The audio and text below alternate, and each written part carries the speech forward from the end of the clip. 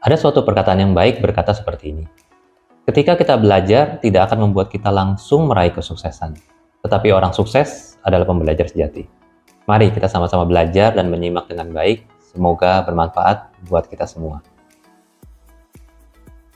Hai semua, saya Steven dari Investment Kelola Dana Indonesia. Kita saat ini berada di zaman yang dapat dengan mudah mendapatkan informasi, edukasi, dan referensi baik dari grup chat teman, seminar, maupun media sosial yang terbuka untuk umum.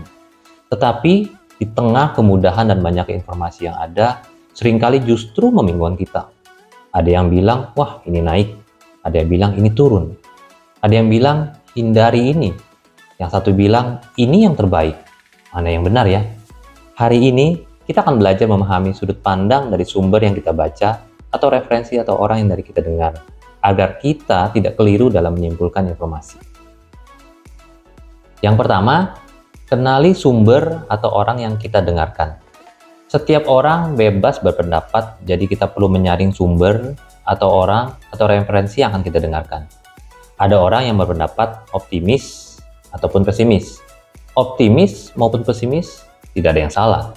Tapi jika kita coba mengenal sumber tersebut, contoh ya, dia berbicara pesimis. Tahun lalu pesimis, 2 tahun lalu pesimis, bahkan setiap kali dia berpendapat selalu pesimis. Maka kita harus hati-hati. Kenapa? Karena memang pas keadaan memang buruk, tentunya dia akan bilang, tuh kan, sudah saya bilang. Padahal bisa jadi 10 kali dia ngomong pesimis, 2 kali benar.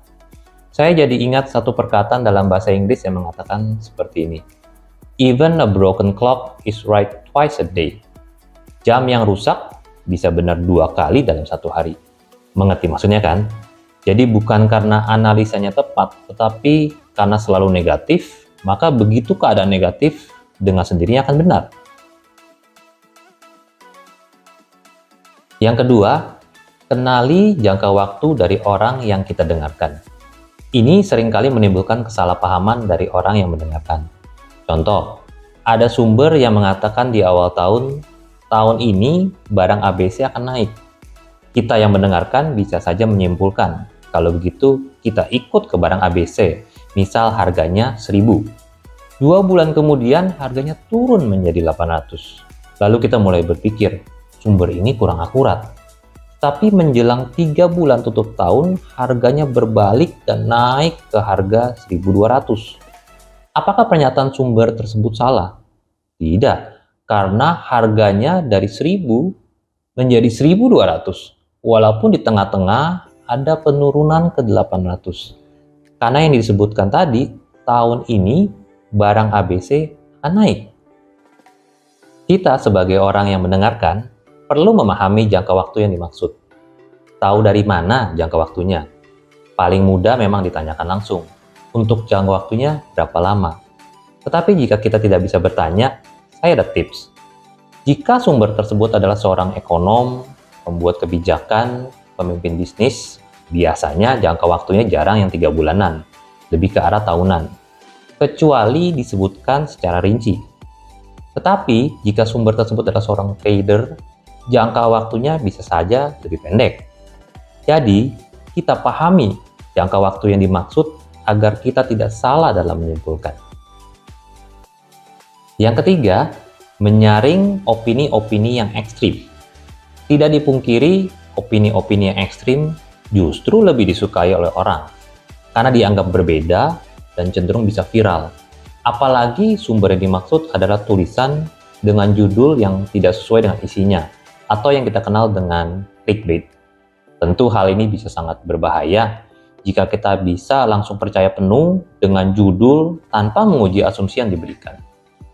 Contoh, tahun ini negara ABC akan mengalami krisis yang sangat hebat dan terjadi kekacauan. Padahal setelah kita gali, politik negara ini aman-aman aja. Ekonominya memang melambat, tetapi daya beli masih kuat. Tingkat pengangguran naik, tetapi masih dalam level yang tidak terlalu tinggi. Sehingga kita bisa simpulkan opini tersebut tidak sesuai dengan fakta yang ada. Kunci dari hal ini adalah uji asumsi yang diutarakan. Dan jika tidak ada asumsi, berarti simple. Mungkin itu cuma tebak-tebakan yang random aja. Mengenali sudut pandang dari sumber referensi yang kita baca atau dengarkan akan membantu kita terhindar dari kesimpulan yang salah. Semoga informasi ini bermanfaat dan jangan pernah berhenti untuk belajar.